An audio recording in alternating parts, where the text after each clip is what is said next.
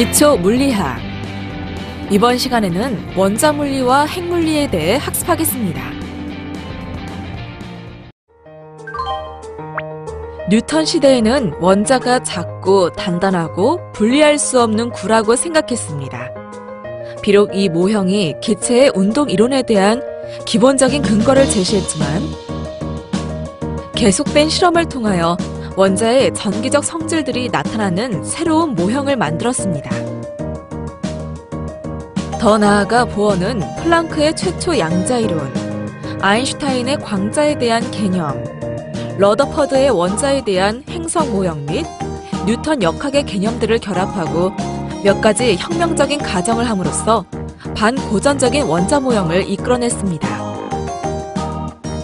그리고 1896년은 핵물리학이 탄생한 해인데요. 그 해 프랑스의 물리학자 베크렐이 우라늄 화합물에서 방사능을 발견했습니다. 이러한 핵물리학의 발견은 과학자들이 방사능에 관한 세부적인 것을 연구하고 더 나아가서는 핵의 구조까지 연구하게 되는 실마리가 되었습니다. 또한 러더퍼드의 선도적인 연구에 의해 발견된 방사능 물질에서 방출되는 방사선에는 세 가지 종류가 있습니다. 그 세 가지는 알파, 베타, 감마선이라고 하는데요. 이들은 전하의 종류와 물질 속으로 침투해 들어가는 능력 및 공기를 이온화시키는 능력으로 구분합니다. 그럼 지금부터 여러 과학자들의 연구로 발견된 원자의 스펙트럼과 모형, 그리고 핵의 구조와 반응에 대해 좀 더 자세히 알아보도록 하겠습니다. 여러분 안녕하세요. 여러분과 함께 기초 물리학을 학습할 김대중입니다. 이번 시간의 학습 내용은 원자 스펙트럼과 원자 모형, 그리고 핵의 구조와 반응입니다. 여러분은 이번 학습을 마치고 나면 원자 스펙트럼과 원자 모형에 대해 설명할 수 있고 핵의 구조와 반응을 설명할 수 있게 될 것입니다. 그럼 지금부터 학습을 시작하도록 하겠습니다. 원자 스펙트럼과 원자 모형.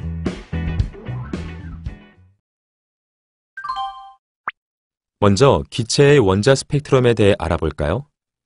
모든 물체는 연속적인 파장의 분포로 특성화되는 열 복사를 방출합니다. 그리고 연속적인 분포 스펙트럼에 대조되는 것은 저압 기체의 전기 방전에서 관찰되는 불연속적인 선 스펙트럼이라 하는데요. 기체의 유전 강도보다 큰 전기장이 기체에 작용할 때 전기 방전이 발생합니다. 이런 스펙트럼 선의 관찰과 분석을 다루는 것이 바로 방출 분광학입니다. 즉, 물질 속의 원소를 알아보는데 방출 분광학을 이용하게 됨에 따라 전에는 알려지지 않았던 많은 원소들이 발견되었죠.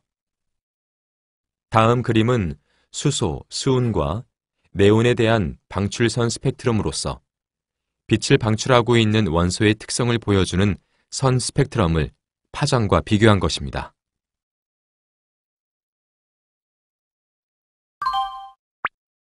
방출 분광학과 함께 물질을 분석하는 또 하나의 유용한 분광학이 있습니다. 바로 흡수 분광학인데요. 흡수 분광학이란 전자기 복사의 흡수 또는 흡광을 측정의 수단으로 사용하는 분광학을 말합니다.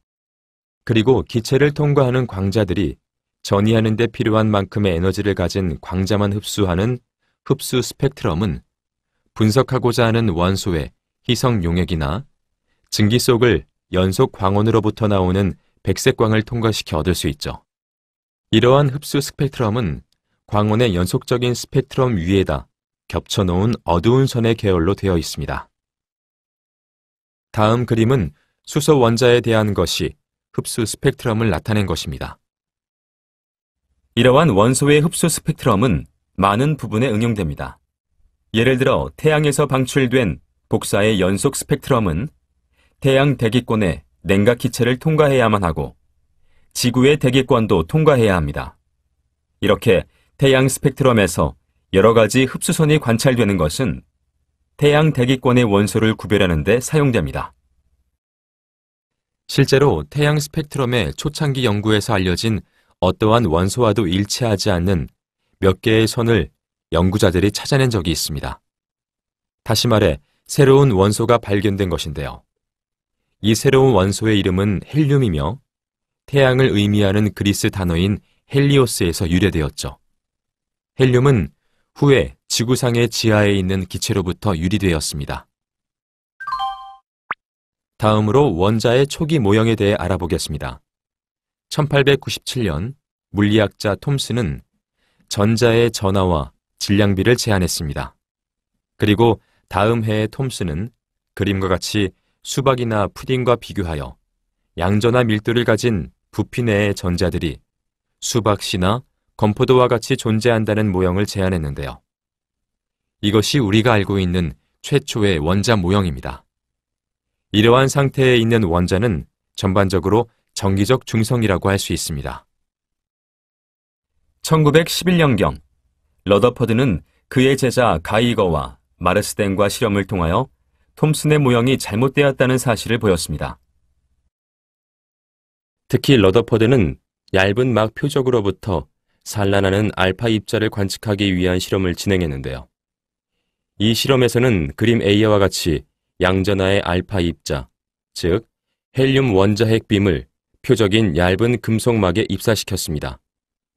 대부분의 입사된 입자들은 금속막이 빈 공간인 것처럼 통과하였지만 깜짝 놀랄 만한 몇 가지 실험 결과가 있었습니다.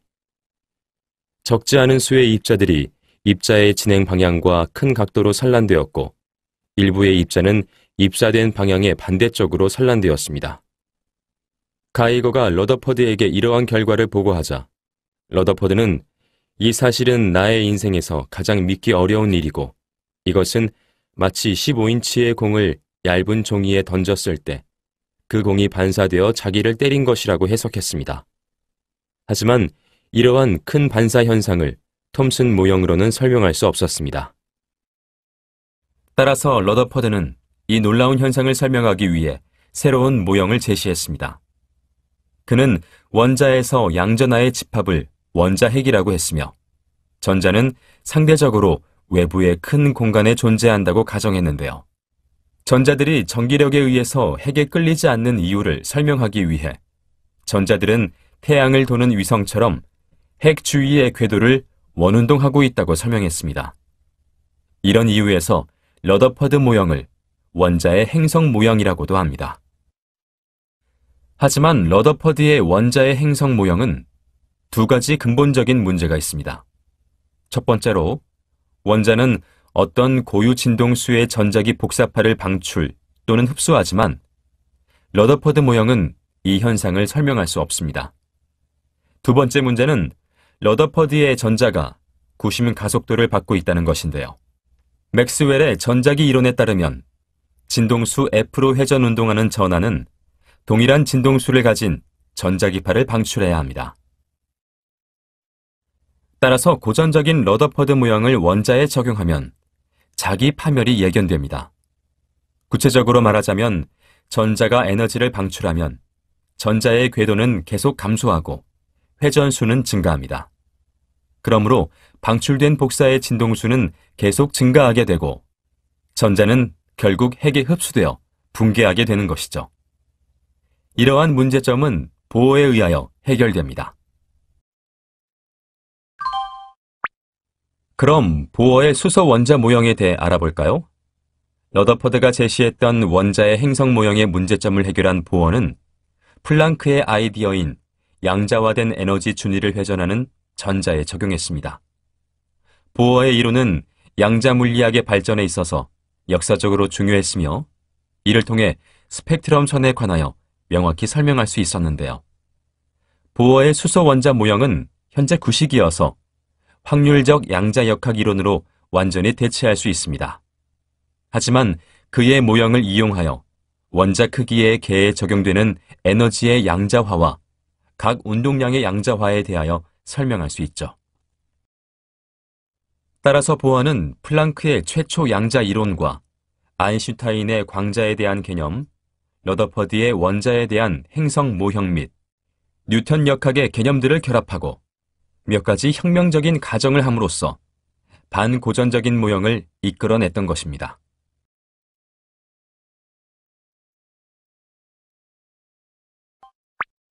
그럼 수소 원자에 대한 보어 이론의 기본적 착상으로 어떤 것들이 있을까요? 먼저 수소 원자에 대한 보어의 모형과 같이 전자는 정기적인 인력의 영향을 받아 양성자 주위를 원궤도로 운동합니다. 이렇게 궤도를 도는 전자는 불연속적인 반지름을 갖는 특정 궤도 안에서만 존재하도록 허용됩니다. 둘째, 특정의 전자 궤도만이 안정하다는 것인데요. 이를 보어는 정상 상태라고 했으며 이 상태에 있는 전자는 복사의 형태로 에너지를 방출하지 않습니다. 그러므로 원자의 전체 에너지는 일정하여서 고전약학으로 전자의 운동을 기술할 수 있습니다. 즉, 보어의 수소 원자 모형에서 구심 가속도에 의해 운동하는 전자는 연속적인 복사 방출은 하지 않고 러더퍼드의 행성 모형에서 예언한 핵의 충돌하는 일은 일어나지 않습니다. 셋째, 에너지가 상대적으로 높은 상태에서 낮은 상태로 전자가 전이될 때 원자로부터 복사가 방출됩니다. 이는 진동수 조건이라고도 하는데요. 여기서 말하는 전이는 눈에 보이지 않고 고전적으로 취급할 수 없습니다. 특히 전이로 방출되는 광자의 진동수 F는 원자의 에너지 변화와 관계되고 전자의 궤도 운동 진동수와는 같지 않습니다. 그리고 방출된 복사의 진동수는 원자의 에너지 변화와 관계가 있으며 플랑크, 아인슈타인의 공식으로 주어집니다. 즉, EI-EF는 HF로 나타낼 수 있는데요. 여기서 EI는 처음 상태의 에너지이고 EF는 나중 상태의 에너지이며 EI가 EF보다 크다는 관계가 있습니다. 더불어 입사 광자의 에너지는 원자에 흡수될 수 있고 흡수와 동시에 광자가 사라지면서 원자는 더 높은 에너지 상태로 전이됩니다. 단 원자에 흡수되는 것은 원자의 한 허용 상태 또는 정상 상태와 더 높은 허용 상태 사이의 에너지 차와 광자의 에너지가 정확히 일치할 때만 가능합니다. 자, 마지막으로 살펴볼 보어 이론의 기본적 착상은 허용 전자 궤도의 크기는 전자의 궤도 운동량에 부과되는 조건에 의해서 결정된다는 것입니다. 이는 즉 양자 조건이죠. 구체적으로 말하자면 허용 궤도들은 핵에 대한 전자의 각 운동량이 양자화되어 있으며 H반은 2파이분의 H의 정수배와 같다는 다음 조건에 의해 정해집니다. 여기서 M는 전자의 질량이고 V는 궤도에 있는 전자의 속력이며 R은 궤도의 반지름을 의미합니다.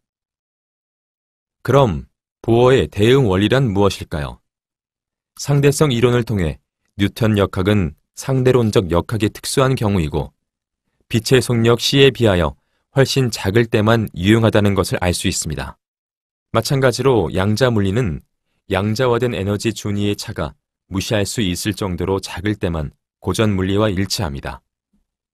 이런 원리는 보어에 의해서 처음 알려졌는데 이를 보어의 대응 원리라고 부릅니다. 핵의 구조와 반응.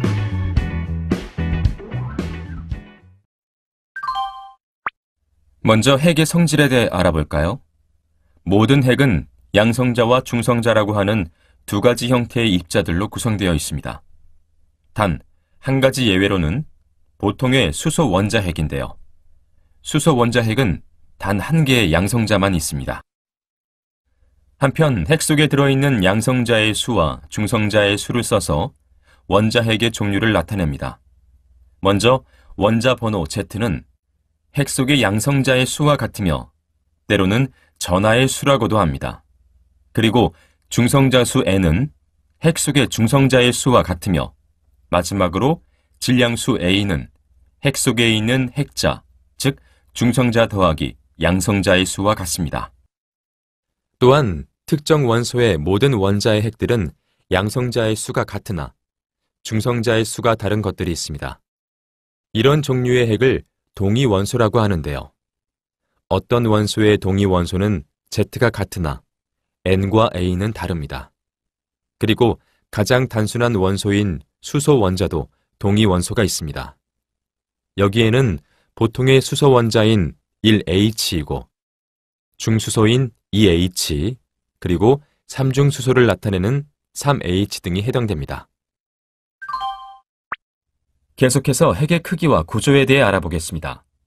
다음 그림과 같이 핵의 정면으로 접근하는 알파 입자가 쿨롱 청력에 의해 휘어져 돌아 나오게 되는 최근접거리 D를 구하기 위해 러더퍼드는 고립계에 대한 에너지 보존 법칙을 사용했습니다. 이러한 정멸 충돌에서 입사 입자가 표적 입자에 가장 근접하여 되돌아 나가기 전에 가장 근접한 곳 또는 그 계의 최종 배열에서 순간적으로 정지할 때 입사 입자의 운동 에너지는 알파 입자 핵 계의 전기 포텐셜 에너지로 완전히 전환되어야 합니다. 이 계의 에너지 보존 원리를 적용하여 구한 값은 3.2 곱하기 10의 마이너스 14제곱미터입니다. 이러한 실험 결과로부터 러더퍼드는 원자핵에서의 양전하는 반지름이 약 10의 마이너스 14제곱미터보다 크지 않은 핵이라고 하는 아주 작은 구 속에 밀집되어 있어야 한다고 결론지었습니다. 참고로 핵 물리학에서는 이렇게 짧은 길이가 많이 사용되므로 길이의 단위로 한 단위당 10의 마이너스 15제곱미터인 fem토미터라고 하는 단위를 사용하는데요. 이 단위는 때론 페름이라고도 합니다. 다음으로 핵의 안정성에 대해 살펴봅시다. 핵 속의 양성자들은 매우 밀집해 있기 때문에 엄청나게 큰 쿨롱 청력이 핵을 흩어지게 하지 않을까 하는 생각을 할 수 있습니다. 그런데 이러한 일이 일어나고 있지 않다는 것은 거기에 분명 밀어내는 청력에 버틸 수 있는 당기는 인력이 있다는 것인데요. 핵력이란 매우 짧은 거리, 약 2펨토미터에만 미치는 인력으로서 핵 내의 모든 입자들 사이에 작용하는 힘을 말합니다.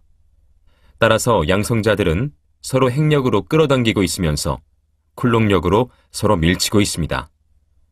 이러한 핵력은 중성자들끼리에도 작용하며 중성자와 양성자 사이에도 작용합니다. 매우 짧은 거리인 핵 속에서는 핵력이 쿨롱력보다 더 지배적이기 때문에 안정된 핵이 존재할 수 있는 것입니다. 자, 다음으로 핵 반응에 대해 살펴볼까요? 지금까지 공부해온 방사능은 자연적으로 핵의 구조가 바뀌는 과정이었습니다. 하지만 인위적으로도 어떤 핵의 에너지가 매우 높은 다른 입자를 충돌시켜서 핵의 구조를 바꾸게 할 수도 있는데요. 이렇게 인위적으로 표적 핵의 본질을 바꾸는 충돌을 핵 반응이라고 말합니다. 러더퍼드는 충돌 입자로 자연적으로 발생하는 방사성 핵을 사용하여 1919년에 처음으로 이 핵 반응을 관찰했습니다. 그 이후 수천 가지의 핵 반응 실험이 있은 후 1930년대에는 대전된 입자를 가속하는 장치를 개발하게 되었죠.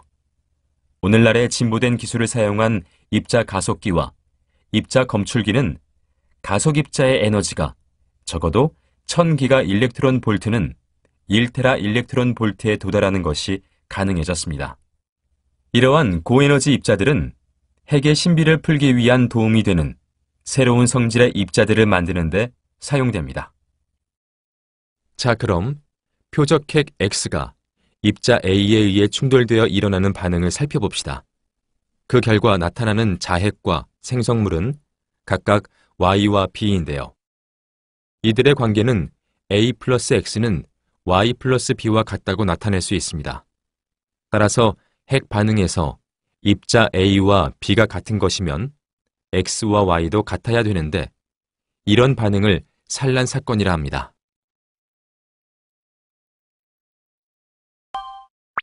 이번에 살펴볼 내용은 방사능입니다.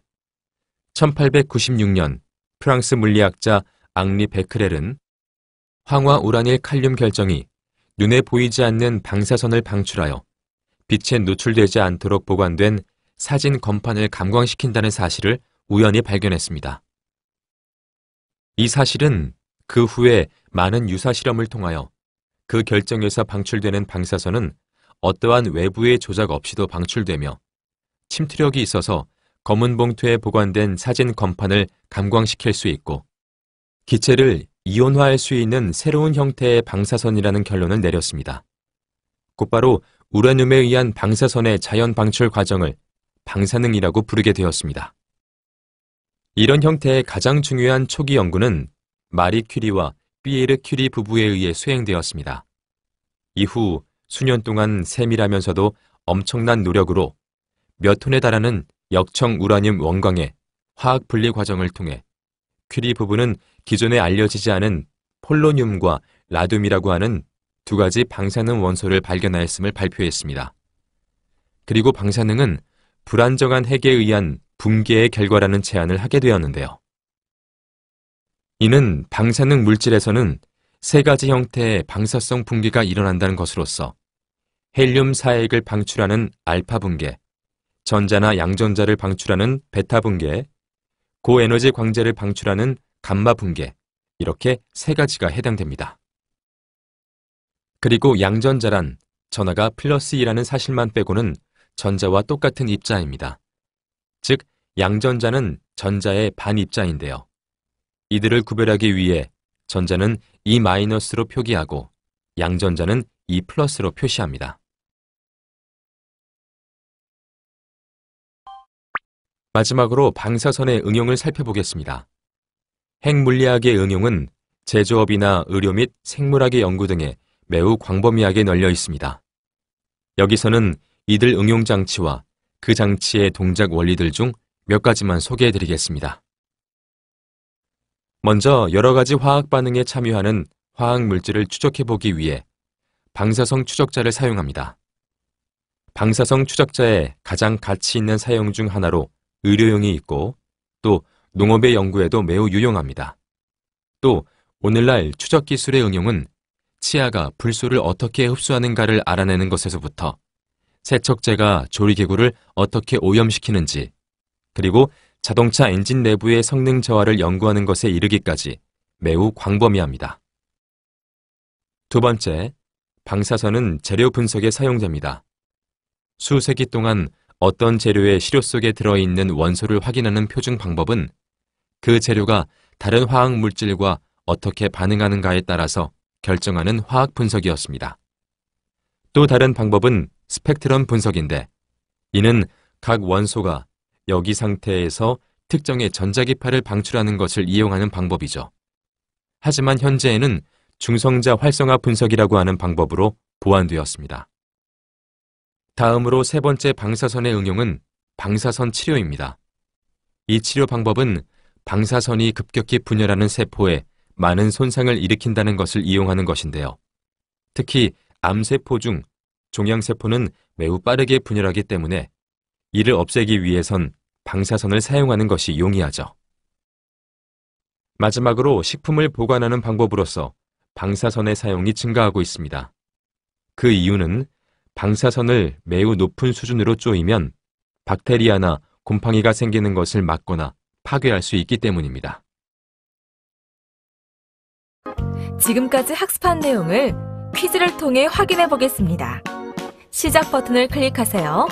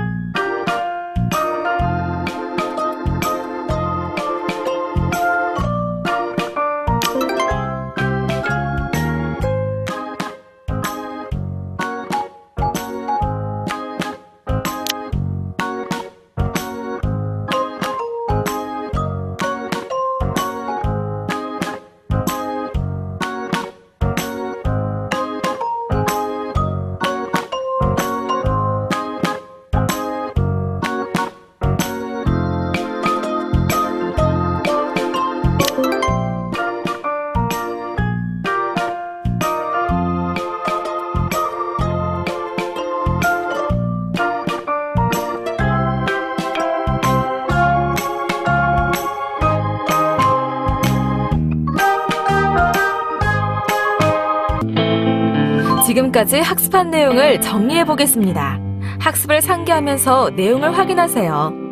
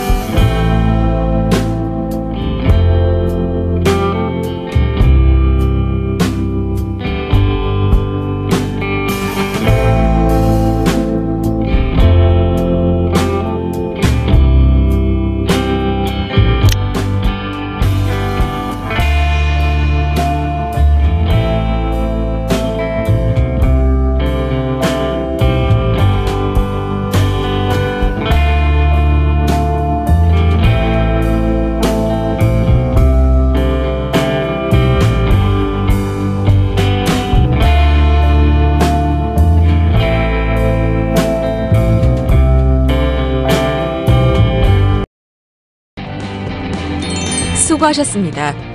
이것으로 원자물리와 핵물리에 대한 학습을 마치겠습니다.